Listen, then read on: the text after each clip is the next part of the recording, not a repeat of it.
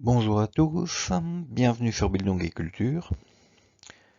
Dans le cadre de la série 101 livres pour se former une âme, nous proposons aujourd'hui la pièce de Jean Racine, Britannicus. Cette pièce de théâtre est composée de 5 actes. Son thème principal en est celui de la naissance d'un monstre. Les thèmes annexes sont l'amour, la liberté, la candeur et la visibilité. Contexte historique. Le roi Louis XIV a 31 ans. Il règne, et ceci d'une manière absolue. Racine, l'écrivain, orphelin très jeune, recueilli par Port-Royal, propose en 1669 une œuvre qui s'éloigne du théâtre cornélien. Pas de héros dans cette pièce, mais une dégradation incessante vers la tristesse absolue. Le monde romain de l'Antiquité ignorait Jésus-Christ et la grâce. Rien ne pourra sauver Néron de devenir ce qu'il est, c'est-à-dire un tyran et un monstre. Néron veut confier son âme à ses confidents, mais ce ne sera jamais que pour livrer une forme de déchéance absolue. Roland Barthes dira que le drame de Néron aura de ne pas avoir pu accomplir cette naissance qu'il appelait de ses vœux. Néron ne fait finalement qu'assister à son propre avortement. On voit le décalage voulu entre l'Antiquité et la France classique du XVIIe siècle. Louis XIV, après la période trouble de la Fronde, a réussi à naître comme roi. Néron en sera empêché par la fuite de Zunie chez les Vestales. Toute la différence entre le monde du destin et celui de la grâce est ici figurée. Pourquoi cette pièce nous intéresse-t-elle aujourd'hui ? Cette pièce est tout entière traversée par la question de la vision. Elle retrace curieusement le problème de la surveillance, qui est un problème très moderne. Agrippine veut voir Néron, mais n'y parvient pas. Même au milieu du sang visible, ce dernier parvient à se dérober à ses yeux. Performance curieuse en un sens, mais parfaitement exécutée.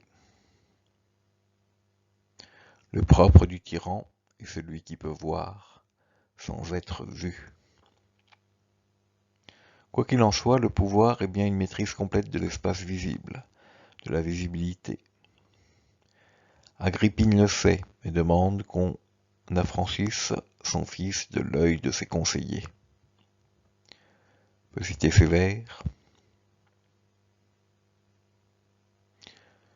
Que prétendez-vous donc? Pensez-vous que ma voix ait fait un empereur pour m'en imposer 3? Néron n'est plus enfant. N'est-il pas temps qu'il règne?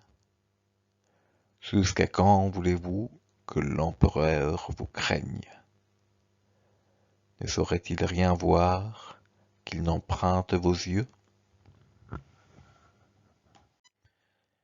La question de l'œil apparaît de ce fait comme la question centrale du pouvoir. Le souverain est celui qui a la possibilité de tout voir, et celui qui se dérobe à ce pouvoir est jugé coupable. Le crime de Zunie aura été de ne pas s'être rendu visible et de ne pas avoir montré ses charmes à l'empereur. C'est au travers de la visibilité que l'on comprend ce qu'est la naissance. Naître, c'est avoir la possibilité de voir de ses propres yeux. On dira que c'est la chose facile et qu'il suffit de faire usage de son corps pour acquérir cette autonomie. Pourtant, Néron sait que rien n'est moins simple. Derrière cette visibilité première et naïve se cache toujours une forme d'invisibilité qu'il faut également être en mesure de voir. Néron voit que Junie aime Britannicus et que son désamour pour lui n'est qu'une feinte. Voyant ce qui est invisible et comprenant son malheur,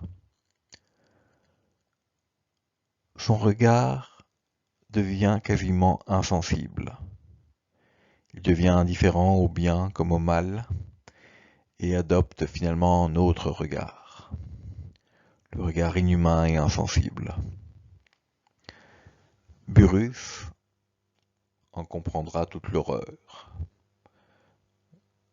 On peut citer ces vers. Mais il vous faut, madame, expliquer ma douleur. Néron l'a vu mourir sans changer de couleur. Ses yeux indifférents ont déjà la constance d'un tyran dans le crime endurci dès l'enfance. Britannicus est une histoire de l'œil, la naissance de l'œil monstrueux.